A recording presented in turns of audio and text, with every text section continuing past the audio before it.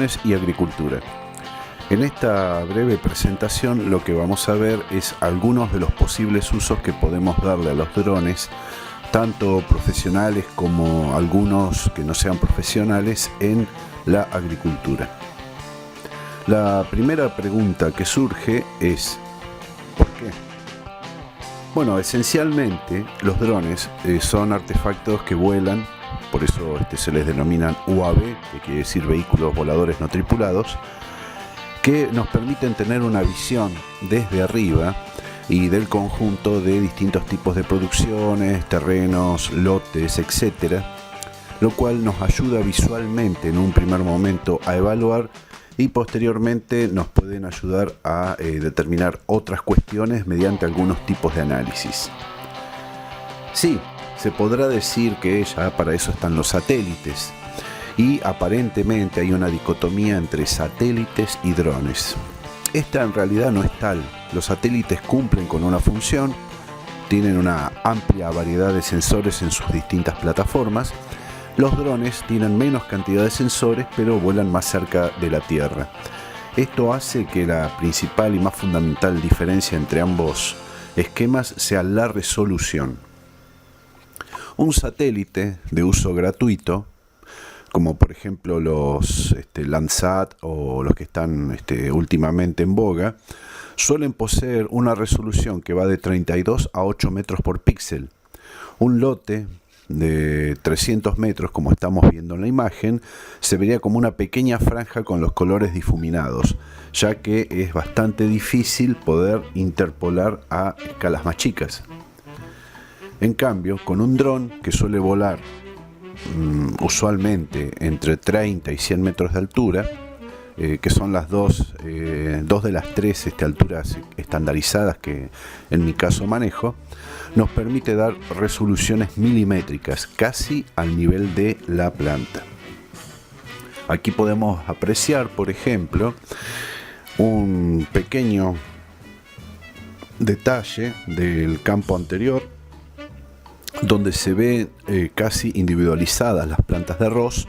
Esto es un ensayo del año 2018 y observen que hay unos pequeños claros que están marcados con azul y celeste, que corresponden a una plaga que hubo en ese momento, que fue una pequeña manada de carpinchos. Esto en el satélite no se hubiera podido apreciar.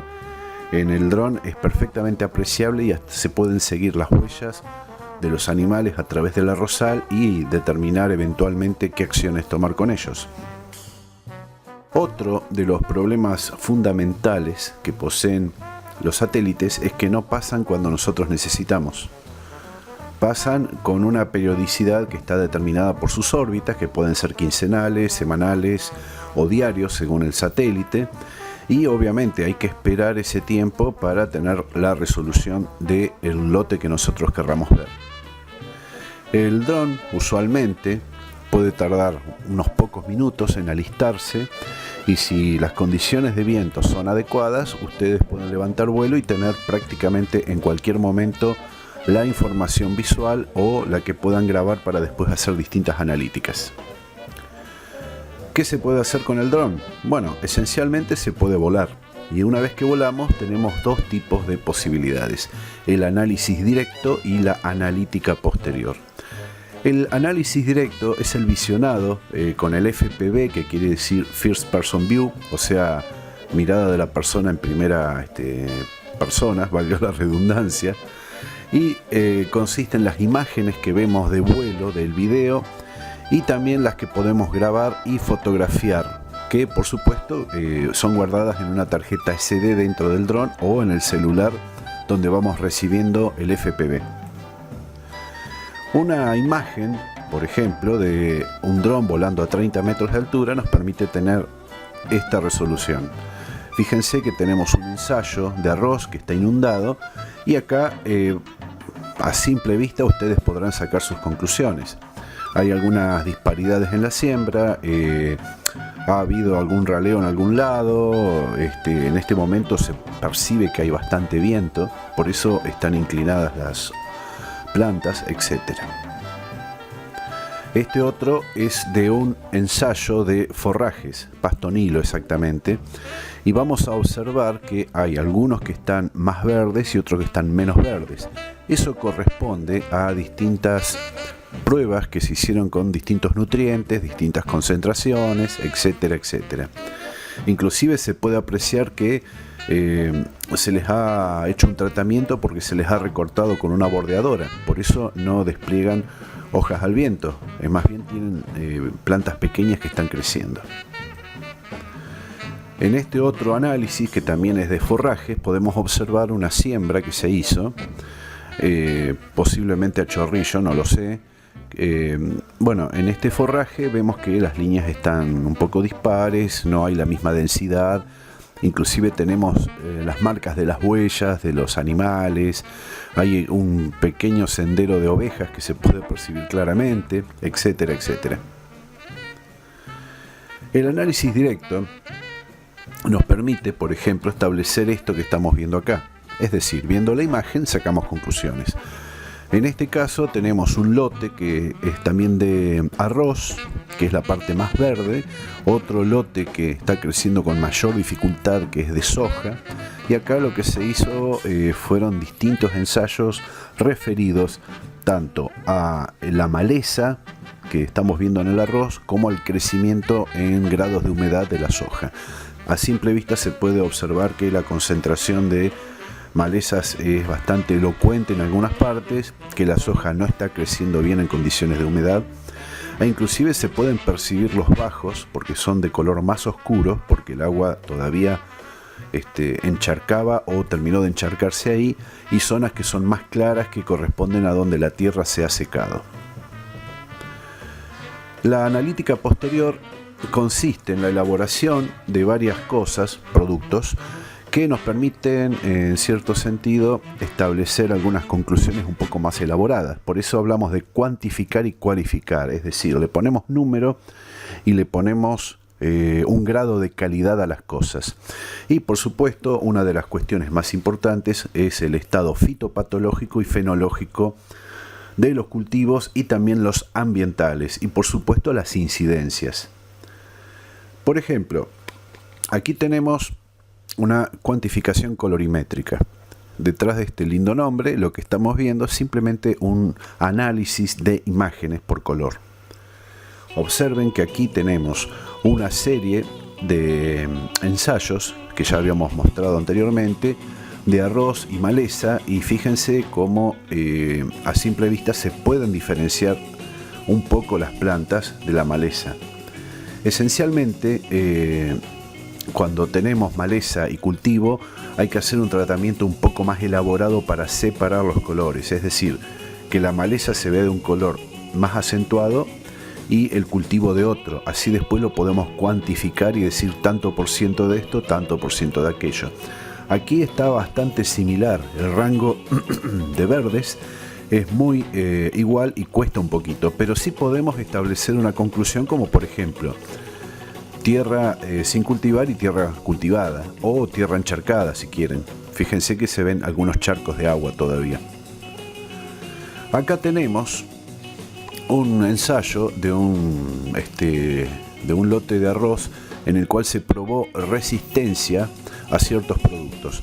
Vamos a observar de izquierda a derecha que hay distintos grados de enmalezamiento y distintos grados de crecimiento del arroz. Hay un par de lotes testigos, etcétera, etcétera. Nosotros, mediante colores y eventualmente forzando un poco los colores, podemos con el software denominado COBCAL, que quiere decir calculadora de cobertura, que es desarrollado por el INTA en el año 2013, hacer este tipo de análisis.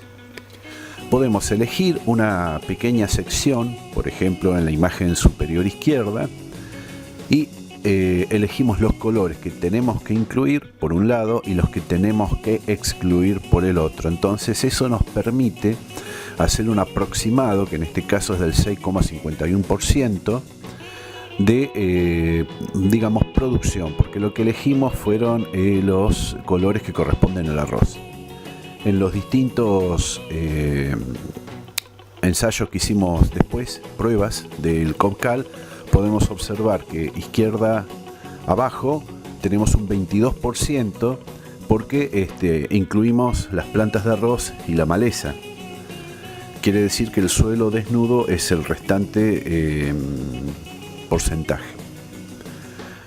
Esto, por supuesto, requiere de alguna práctica y también de mucha inventiva, porque a veces, como les comenté, es muy difícil separar el cultivo de la maleza si es lo que queremos determinar. Acá, en este detalle, tenemos 3 pequeños ensayos. Estamos eligiendo el del medio y estamos eligiendo, como ustedes verán en el panel de colores, donde está la hojita verde a la izquierda, seleccionando una gama de verdes, y donde está el otro panel de colores que son de color marrón, que vendrían a ser de los colores excluidos, una gama de colores de suelo. Entonces eso nos daría el porcentaje cubierto, que es un 13 y algo %. La superficie está calculada en centímetros cuadrados en el programa, pero en realidad nosotros introdujimos los valores que corresponden a metros, es decir, ahí tendríamos algo así como 4 metros cuadrados. Esto es debido a que el programa se realizó para calcular pequeñas superficies, pero utilizando la medida correcta de superficie da perfecto. A propósito, una de las cosas que hay que destacar es que la misma imagen de lotes de resistencia de arroz que usamos para hacer una evaluación general, ahora estamos tomando pequeñas partes. Es decir, una de las estrategias es, hacemos una imagen general y establecemos los parámetros generales y nos va a dar un porcentual. Después podemos agrandar esas imágenes en el visualizador de fotografías de Windows, por ejemplo, como es mi caso, y capturamos la imagen y medimos los colores ya por lotes. Fíjense que en el lote de la derecha tenemos un 27,64% que corresponden a 8 metros cuadrados, casi 9, versus los anteriores que vamos a volver a ver daban 13%. Fíjense que los colores son los mismos, es decir, no se cambiaron los colores. Cuando se delimitan los colores y la superficie, para no tener una variación en el resultado, utilizamos los mismos. Por supuesto, como les comenté, este tipo de análisis es un poquitito empírico porque depende de cada cultivo, depende inclusive de las condiciones de luz. Se aconseja siempre volar a la misma hora para tener más o menos la misma referencia cromática. Volar, por supuesto, a la misma velocidad y altura, porque es muy importante estandarizar el método. Ustedes saben, como todo método científico, tiene que seguir ciertos pasos para repetir las experiencias. Y por supuesto, la interpretación va a depender de lo que enseña este pequeño árbol. Esencialmente, todo lo que es la cordura, para no enloquecernos haciendo estos análisis, y por supuesto la sensatez constatándola con la experiencia de campo. Otro de los productos que nosotros tenemos son los ortomosaicos. Un ortomosaico es como un rompecabezas, nada más que en lugar de estar formado por piezas troqueladas, está formado por imágenes.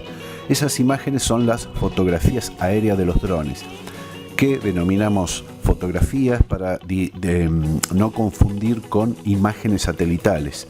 Hay una cuestión que es muy importante en la cual siempre tenemos que referirnos a esto como fotografías y a las de satélite como imágenes, por más que tendamos a confundirnos un poquitito. El ortomosaico está compuesto por un mosaico de fotografías aéreas que están orientadas y ortorrectificadas, es decir, están referenciadas con respecto a un sistema de coordenadas y puestas de tal manera que corresponden con un plano de la realidad, que en este caso es el terreno. Con este tipo de cosas nosotros podemos hacer una variedad bastante grande de análisis y pruebas. Por ejemplo, podemos medir volúmenes, podemos medir distancias, podemos medir áreas entre los primeros, digamos, productos principales. En este caso, esta superficie de 15 hectáreas fue hecha con un dron que ustedes ya vieron en las imágenes, un Spark, en un vuelo que demoró un rato, no más de 15 minutos, porque las baterías duran 15 minutos, y que compuso un mosaico de 210 fotografías aéreas a 100 metros de altitud y a una velocidad de 2,1 metros por segundo. La velocidad es importante para que salgan lo mejor posible las fotos. Y la hora en que fue realizado esto fue aproximadamente entre las 15 y 15:30 de la tarde. Es decir, se estaba aprovechando una hora de condiciones óptimas de sol. Acá vemos, por ejemplo, lo que yo les refería, podemos medir un perímetro. Ese perímetro mide 472 metros lineales, que corresponde a un ensayo de pastos niglos, que ya habíamos visto también en otras imágenes. Y en la imagen que vemos a la izquierda debajo, que dice medir forma, lo que estamos observando es cómo ese perímetro tiene distintas altitudes. En el metro cero, que es donde empieza la medición, vamos midiendo los 4 lados hasta completar los 4,72. Y en un punto van a observar que hay un pico cerca de los 100 metros. Ese pico de altitud que llega casi a los 10 metros o un poquito más, corresponde al árbol que están viendo en pantalla, que en ese lugar obviamente tiene una altitud mayor. Después, entre los 250 y 450 metros van a ver que hay una elevación que alcanza los 4 metros. Eso corresponde a una serie de arbustos y otras cosas más que, aparte de la elevación propia del terreno, que le dan ese perfil. Esto es como si ustedes pusieran el perfil del perímetro, todo continuo. Es una medición que nos sirve para determinar ciertos niveles. Abajo a la derecha van a ver el lote con una pequeña línea amarilla que dice 143. Eso es una medición lineal que dice cuánto mide, por ejemplo, ese lado. Pero una de las cosas más interesantes, a mi juicio, y que nos permite tanto estudiar como evaluar, es la aplicación de ortomosaicos en un timeline, es decir, una línea de tiempo. Acá tenemos ensayos de arroz que fueron realizados en las fechas que ven en pantalla, que fueron en el año 2018, donde se puede apreciar después de unos días de siembra, a mitad de término y casi ya a punto de florecer. Acá pueden ver cómo la fenología se va manifestando y cómo, por ejemplo, también se van manifestando algunos problemas como lo que yo les decía de los carpinchos, etcétera, etcétera. Esto es interesante porque teniendo un historial, ustedes pueden detectar fallas o en este caso desniveles de las taipas, o pueden detectar, por ejemplo, la intrusión de plagas, o pueden detectar el punto óptimo del arroz. Fíjense que en la imagen del 26 del 12 del 2018 se percibe con mucha claridad que las distintas líneas de arroz tienen distintos colores. ¿Por qué sucede esto? Porque es un ensayo de varios tipos distintos de arroz. Hay una prueba de genotipos y están haciendo una pequeña reproducción para, obviamente, conservar la semilla. Fíjense cómo en distintos cultivos del mismo género, que es el arroz, se dan distintos estados fenológicos evidenciados por los distintos colores. También una de las cosas que se pueden realizar son las curvas de nivel. Las curvas de nivel están tomadas con los sensores del dron. El dron tiene una cierta habilidad que nos permite, por ejemplo, detectar estas curvas y establecer un diagrama de cómo, por ejemplo, fluirían las aguas. Es ideal para los drenajes o para las taipas o para cualquier actividad en la cual ustedes no quieran que sus que sus campos se encharquen, o al revés, que conserven el agua. Esto obviamente depende de cada uso y cada necesidad, pero es una herramienta más que se puede utilizar y que tiene su valor. Acá estamos viendo un ortomosaico que yo mostré hoy, que corresponde a un ensayo de maleza, arroz y soja. Ya está casi finalizando este cultivo. La maleza ya se secó, pueden observar en los colores verde clarito, y la soja sigue teniendo serios problemas por la humedad de tierra que recibió en su momento. Fíjense que está bastante raleada. Eso, bueno, no es ninguna novedad, todo el mundo sabe que la soja no crece donde hay charcos de agua, pero es un ensayo interesante para cuantificar desde el aire cómo influye la humedad con respecto a un cultivo. Ahora vamos a pasar a otro producto más, que son los modelos digitales de elevación, los modelos digitales de tierra y los modelos digitales de suelo. En general, los técnicos todavía no se ponen de acuerdo entre el DMT y el DMS, porque algunos tienen una idea y otros tienen otra, pero para nosotros, para simplificar, es simplemente el modelo digital del terreno, que incluye todos los accidentes orográficos y también la vegetación, etcétera, etcétera, que le dan un relieve al suelo. En este caso lo que estamos viendo es un DEM, que es un modelo digital. En este modelo digital se pueden apreciar las marcas en el terreno, los caminos y toda cuestión que represente algún tipo de relieve. Acá tenemos algo que es muy especial, que me gusta mucho mostrar porque es muy significativo, que es el ortomosaico de un basurero, el basurero del municipio del Sombrero, que se nos solicitó una ayuda para cuantificar algunas cosas. Y acá estamos viendo, por ejemplo, en esta cava que luego se rellenó por completo, cuál es el perfil de este basurero. Acá tenemos otro producto elaborado a partir de las imágenes captadas por el dron. Son los modelos en 3D. Este modelo en 3D, tenemos dos imágenes de distintos ángulos. Podemos ver la parva de basura, de residuos, y también la vegetación, que corresponden, si volvemos atrás y vemos el DEM, a lo que estábamos viendo en las imágenes 3D. Bien, acá podemos observar que si bien es cierto que hubo un agujero de más o menos 3 metros, se fue rellenando por completo y hay lugares que los residuos que se han arrojado, que son residuos vegetales, ya tienen cierta altura. Acá lo podemos apreciar mejor inclusive. Y podemos también cuantificarlo con respecto a la vegetación circundante, que si bien es cierto no es alarmante la montaña, pero es una interesante montaña. Esto a nosotros nos permitió calcular la superficie y nos permitió calcular también el volumen de basura enterrada, que estimamos más o menos en unas 600 toneladas, de las cuales en el informe se cuantificó mediante colorimetría el porcentual de residuos que se arrojaron ahí, es decir, de la capa superficial estamos hablando. No escarbamos adentro para ver cómo era adentro, pero la mayor parte eran residuos orgánicos de tipo vegetal, algo de plásticos, algo de metales, etc. Ahora, para ir comenzando a finalizar esto, estamos con los índices simulados.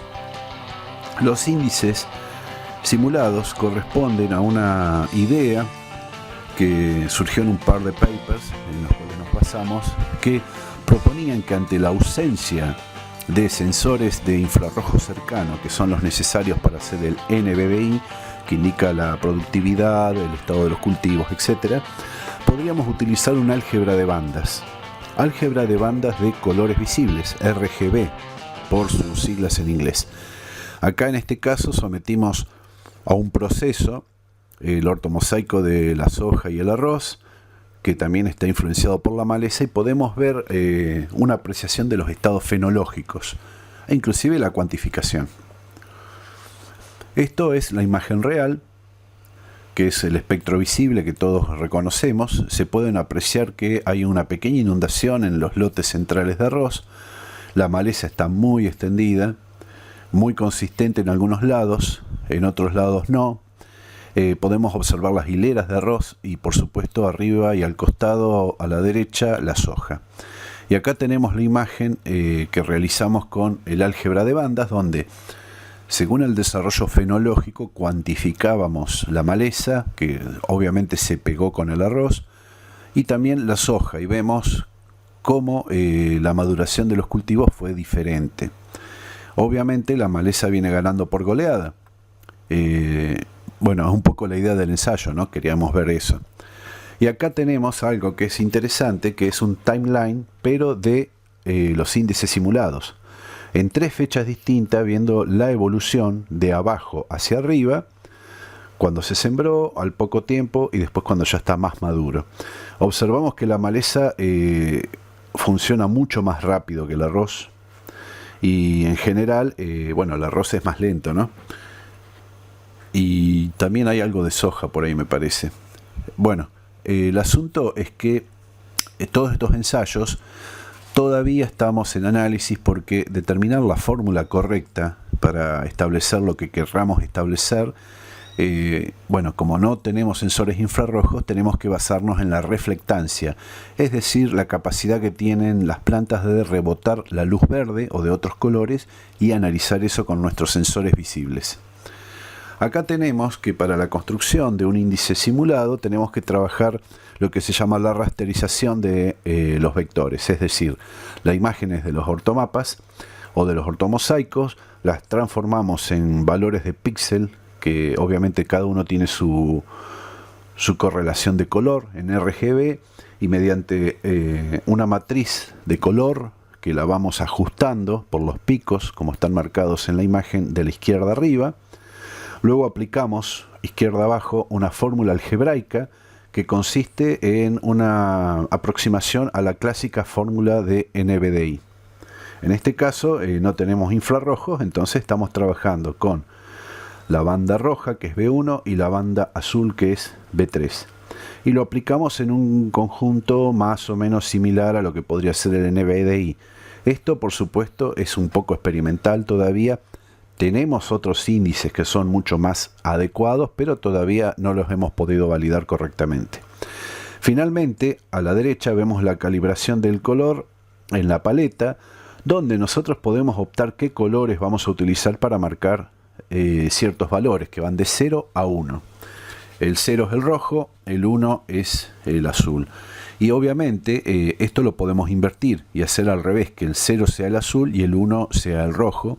Y eso nos dé la cuantificación que estamos buscando para determinar un índice, digamos, aproximado o simulado de lo que queremos hacer.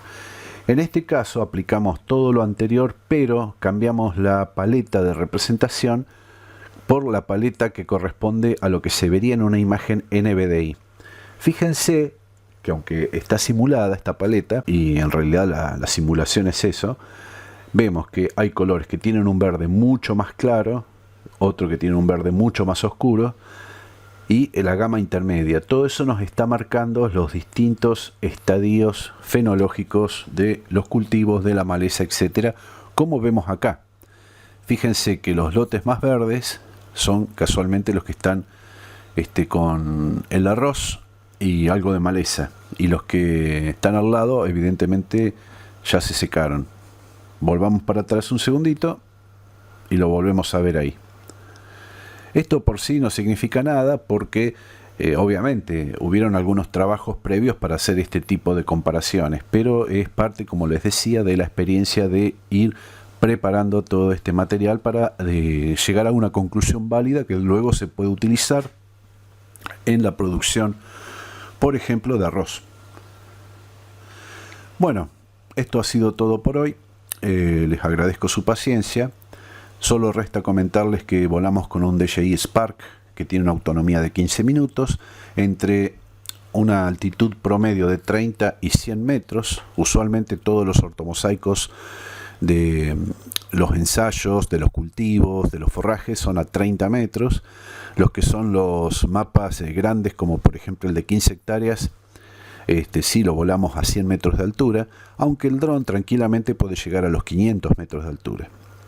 Es una herramienta muy útil que aún queda muchísimo por probar y por, digamos, estandarizar como técnica, pero que no dudo que tanto cuando ustedes hagan una siembra de algún cultivo extensivo o algo, ustedes puedan, mediante imágenes directas, por ejemplo, establecer cuestiones que son esenciales. Por ejemplo, si el laboreo fue correcto, si no quedó algo en el medio, si se sembró medio desparejo en algún lado, etcétera, y con el tiempo ir refinando sus técnicas de producción para lograr mejores rendimientos con menos esfuerzo. Muchas gracias.